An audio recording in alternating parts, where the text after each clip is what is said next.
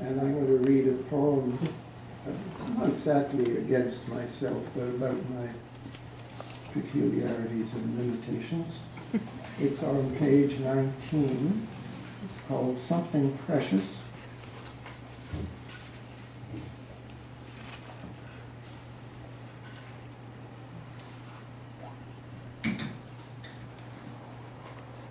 These novels promising sexual insights and delights, why does something wake me before dawn and murmur in my own voice, no, I do not want to read them? Am I still at 78 just being inhibited? Or am I like those in our republic and those others outside our republic who consider it shameless? And why do I instantly remember Geneviève half blocking the doorway to her room in the Austrian chalet with a half-profile stance that somehow was beckoning me in, when I knew nothing about her except that she had a French title and was intently sexy? As I retreated in confusion with that voice clamoring, no, I was filled with self-loathing at my failure to be, like my friends, a normal, Benthamite, pleasure-seeking animal. Like the beautiful married woman who, with others nearby, blocked the cellar doorway, kissed me hard on the mouth, and said, "You know I love you." What stern voice warned me this was more than I could handle? I fled Montreal to attempt a new life. Or years later in Geneva, the British diplomat C, with whom I shared fondant and slightly drunken flirtation, when Mélie was back in Ottawa pregnant with our first child. Our walk back was so auspicious, I thought that after I left her at the large door of her room in the Hôtel du Rhône, she must have been puzzled, if not angry, at the uncouthness of this Prufrockian Strether out of Woollet. Or the dyed and acneed blonde who strode into the Canadian pavilion where I sat in for our embassy at the Poznan Trade Fair and told me what good times she had had the year before with my predecessor. Oh, my instantaneous revulsion had nothing to do with my sense that she was bait from the secret police, although she was, of course, no question.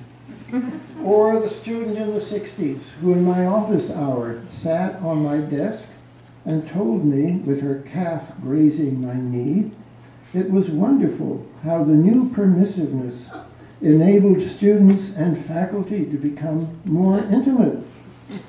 By then I was 35 and opening to the erotic electricity of a new age, but a voice still whispered no. Or B, the writer in Manhattan, on topics we both shared, who ordered in for lunch 3 dozen oysters on their shelves, and whose urgings to reschedule my flight home to Berkeley I eventually declined. For all this I am now grateful. I have arrived where I am, in a place where it is okay to be, like Eliot and James, a tad abnormal. It wasn't that I was, or even trying to be, virtuous. Between my 2 marriages, thanks to the stratagem of a friendly go-between, I lived with someone for years and was quite at ease after I had overcome initial ambivalences of shame. I suspect I was selfishly protecting in myself a source akin to what is celebrated in music and easily translated into so many languages, yet nowhere in the vocabulary of our left lobe Western science, âme, anima, dusha, suke, soul, which I recognized in the Thai woman who called me her ta, or grandfather. We talked together for 3 years, and when we said goodbye, she finally, for the first time, hugged me, and her tears fell like pearls. I'm going to read, I wrote some earth sonnets. It's funny how, when I was young, I wrote rhymed poetry, and then in the great furor in Berkeley and everywhere else in the 60s and 70s, I was very methodical in looking for rhymes in my poetry and deleting them. And then more recently, I came back from Thailand where I had been writing sonnets. And I'm in a poetry group, some of whose members are here tonight. And by golly, we were all writing sonnets. It's a time to be formal again. And I've actually gone beyond sonnets to writing quite metered rhyming verse, more than what I'm going to read to you. But these global sonnets, there's a lot of them. I'm going to read 3 or maybe 4. And the first one is when I'm flying to Thailand for the second time, and there was a rerouting of the plane. I suddenly found myself, this is by the way page 95, you have to go, it's a bit hard to find section 3, Global Sonnets. The first one is called Above Siberia.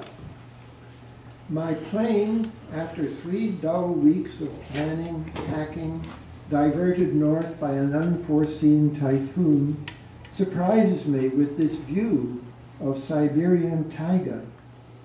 Exhilarated as in youth by the unexpected, Alaskan glaciers, the rippled Bering Strait, I forget my bored obsession with Iraq, much as Lowell in this book slipped from my lap had also to escape America.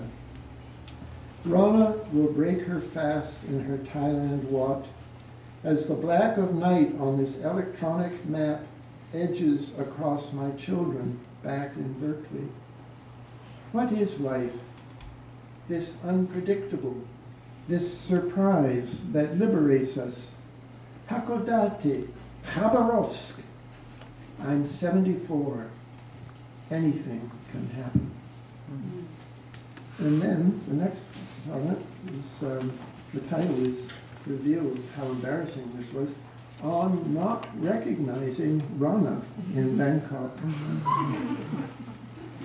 And even if, after 2 months' separation, I failed to recognize you at the first, as you walked blinking through the hotel lobby, it was not, as I said, because you had lost weight, my Jewish princess, now up before dawn for 1 lean meal a day. No, it was your hair, no longer deeply henna'd around your neck, but drawn back in a knot and partly gray. More beautiful to me, now we are both graying together, you no longer needing to imitate the fashion of your youth. Most beautiful to me, because of this wedded look in your blurred, radiant eyes, made new again from your rains retreat, which I could never share. And I'm going to read